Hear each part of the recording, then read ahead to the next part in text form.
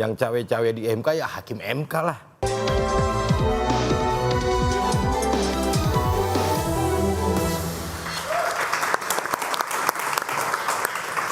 Tadi kita di segmen 1 terakhir bicara soal cawe-cawe dari Presiden Jokowi. Saya ke Bang Panel Barus. Soal cawe-cawe ini apakah juga termasuk putusan malam hari ini yang akhirnya ikut kepada putusan MK atas restu Pak Jokowi, Bang Panel? Kayaknya semua urusan ditarik ke Jokowi lagi. Jokowi lagi. Apalagi kalau ada Ray Rangkuti sama Ciko. Jokowi lagi. Kan yang memulai tadi cawe-cawe ini kan Bung Ade Armando kan. Jadi Kan cukup kita 8,5 tahun Jokowi positif terus. 1,5 tahun terakhir boleh lah kita kritik. apa-apa Jokowi, apa Jokowi gitu. Saya pikir nggak ada urusannya sama Pak Jokowi lah. Ya. Yang cawe-cawe di MK ya hakim MK lah. Dia yang punya kuasa di situ, yang punya kuasa di DPR ya teman-teman anggota DPR. Termasuk keputusan DPR malam hari ini ketika mengatakan akan ikut putusan MK itu juga bukan dengan restu dari Pak Jokowi? Enggak lah. Ya, Anda meyakini itu ya? Apa-apa Jokowi, apa-apa Jokowi. Gitu. Ntar Anda tidur ngigo-ngigo Jokowi lagi. Jangan-jangan Jadi gini. Bung Barus Jadi gini Bung. juga itu Bung, persoalan. jadi gini Bung. Kalau kami di Projo ya. Di Projo sejak awal posisi dan sikapnya jelas. Jelasnya seperti apa? Dalam hal menghadapi pilkada kan kita juga merespon. Ya. Dari awal kita bilang Projo siap mendukung calon-calon yang didukung oleh Kim ya, teman-teman Kim, dan kita juga setuju ya bahwa di setiap pilkada sebaiknya tidak melawan kota kosong. Karena ini juga kaitannya dengan menjaga kualitas demokrasi. Itu kita sampaikan berulang kali secara terbuka, mau di Jakarta, mau di Sumut, mau dimanapun. Di Sumut, alhamdulillah Bobi Nasution ketemu lawan tanding dari PDIP, sehingga tidak terjadi kotak kosong. Tapi kita senang melihat itu. Ya, di semua pilkada kita suka kalau tidak melawan kotak kosong, sehingga kualitas demokrasinya terjaga. Dan kita siap kok memenangkan itu. Tapi ketika DPR mengatakan tidak mematuhi atau akan merevisi putusan MK, bukankah itu juga bertentangan dengan demokrasi dong harusnya? Enggak, makanya saya juga Menurut Projo tidak bertentangan dengan demokrasi? Saya juga mau memberikan apresiasi ya buat teman-teman yang tadi siang turun ke jalan, ya, menyuarakan hati nuraninya, ya, itu ada kepedulian terhadap demokrasi. Saya pikir itu harus diberikan apresiasi. Oke. Dan DPR terbukti, ya, tidak menutup telinganya. Ya, tapi Respon itu kalau tidak dan di demo teman-teman malah, mahasiswa kalau tidak di sudah demo hari ini, saya rasa tidak akan ada kemenangan keputusan kecil di dari Bang peristiwa Dasko tadi. tadi, Bang Ciko, silakan. Sepakat. Itu akan kejadian diketok. Tapi yang kembali lagi, tetap kita harus apresiasi. Artinya tetap tidak menutup kuping, tidak menulikan telinga, ya. Tapi kan ini juga harus diingat. Itu juga sebagai wake up call ya bagi teman-teman di DPR, termasuk bagi partai kami, teman-teman di DPR partai kami, bahwa pemilu 5 tahun sekali itu bukan semacam cek kosong diberikan oleh masyarakat ketika mereka memilih di TPS. Artinya apa? Artinya di tengah-tengah itu mereka pun harus terus diingatkan dan harus bisa diingatkan, harus mau diingatkan. Kalau tidak mau diingatkan akan terjadi hal seperti ini. Dan saya rasa apa yang terjadi di demo hari ini sangat tertib, ya, terlepas dengan apa-apa yang terjadi. Dan itu dinamika lah, biasalah demonstrasi, ada bakar-bakar, ada lempar-lempar, itu hal yang biasa dan terjadi di seluruh belahan dunia. Ya, tetapi pada prinsipnya fokusnya tetap itu. Fokus dari apa yang dituntut adalah tetap tentang keputusan MK, ya kan, tidak melebar kemana-mana. Dan saya rasa ini patut diapresiasi masyarakat, mahasiswa, kelompok masyarakat sipil, dosen, dan alhamdulillah saya yang kebetulan hari ini full tidak bisa turun ke jalan, diwakili oleh anak-anak saya juga yang turun ke jalan. Nah itu Bung yang tadi saya bilang, ini kemenangan kecil dari gerakan demokrasi, ya. Saya pikir demokrasi ternyata nggak mati, sistem berjalan gitu loh. Demokrasi nggak mati. Iya, gitu loh. Oke, ini fakta yang terjadi gitu loh. Oke, ini out of context sebenarnya, Bang Ciko.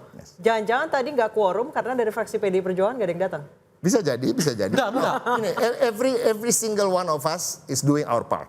Itu aja. Ya. Enggak, itu agak ini karena fraksi PDI itu kan berapa kursi?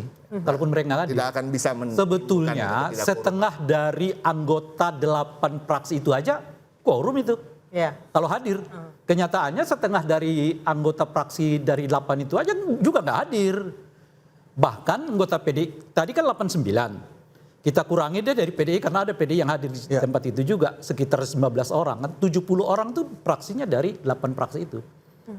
Oh tuh cuma 70 orang padahal 8 partai. Artinya yang hadir dari, kalau kita buat kalkulasinya, artinya kan per partai cuma bisa ngirim 9 orang pada hari itu datang ke DPR. Pertanyaannya ada apa? Sebab kalau sebetulnya timnya itu betul-betul bersemangat lah katakan begitu ya. Untuk memutuskan paripurna ini, kan tinggal mereka perintahkan setengah dari anggota mereka datang ke DPR, udah quorum.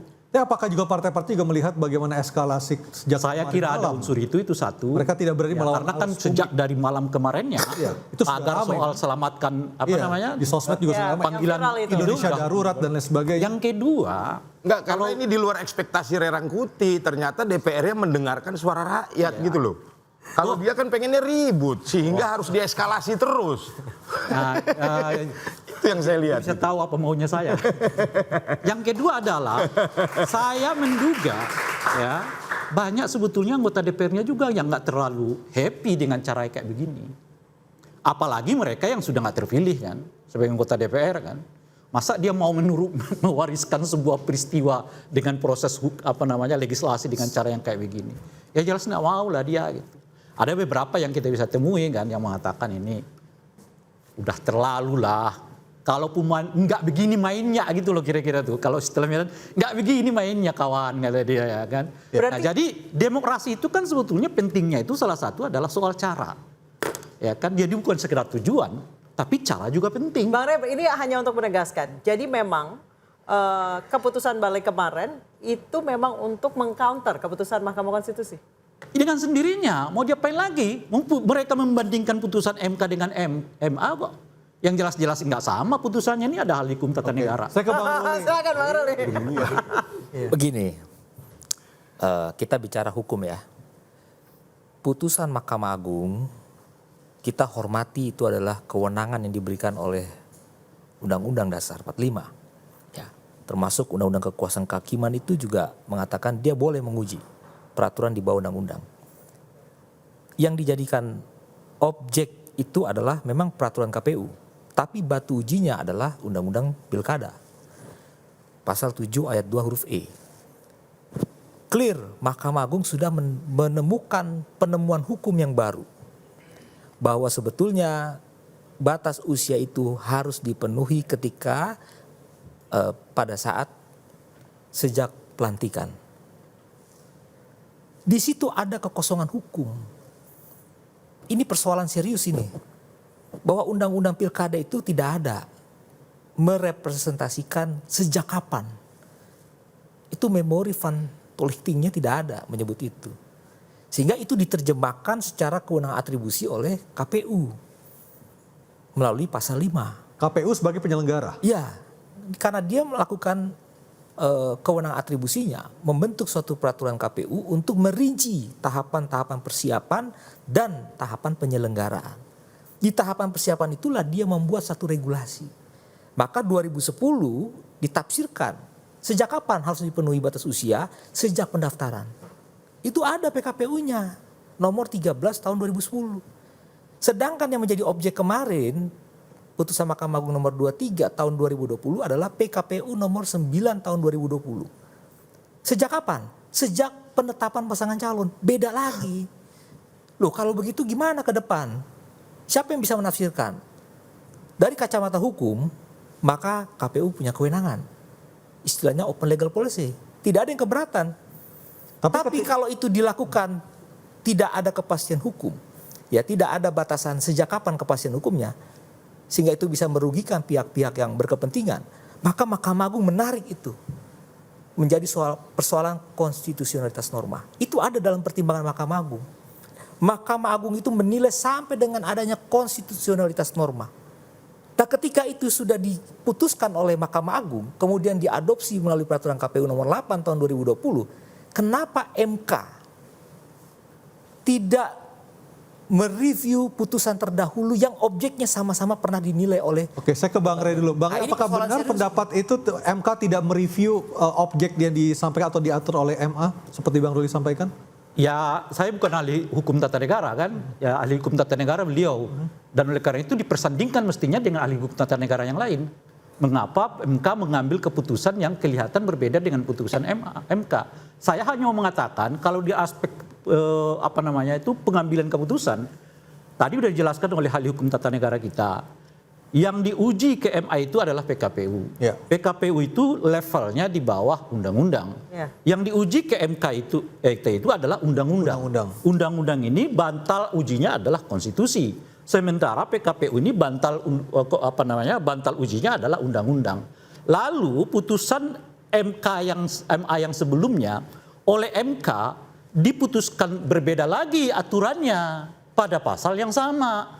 Lalu di mana kita mau ambil? Ya ambil yang putusan MK yang baru. Boleh saya tambahkan? Itu logika berpikir. Karena lebih tinggi undang-undang dibandingkan PKPU. Karena yang diubah itu sudah undang-undangnya. Ya. Sementara yang diubah oleh MA itu adalah turunan dari undang-undang yang sudah ada. Begini, Mahkamah Agung amar putusannya memuat itu dalam tercantumkan dalam berita negara. Ya.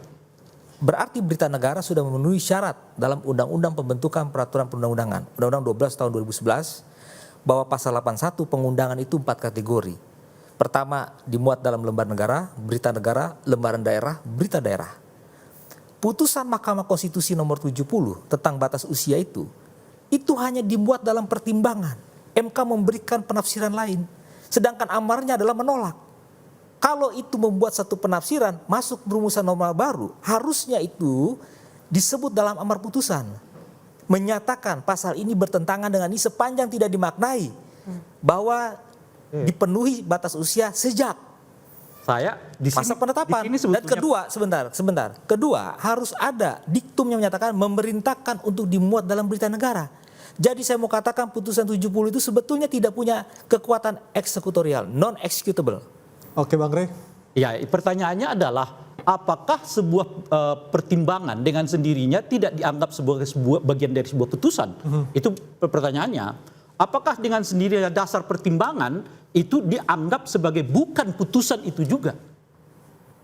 Baik, oke, berbicara soal batasan Saya usia nggak tahu, saya bukan ahli hukum. berarti ketumnya Bang Ade Armando nggak jadi maju di Jawa Tengah dong. Kita akan bahas saja, data bersama kami di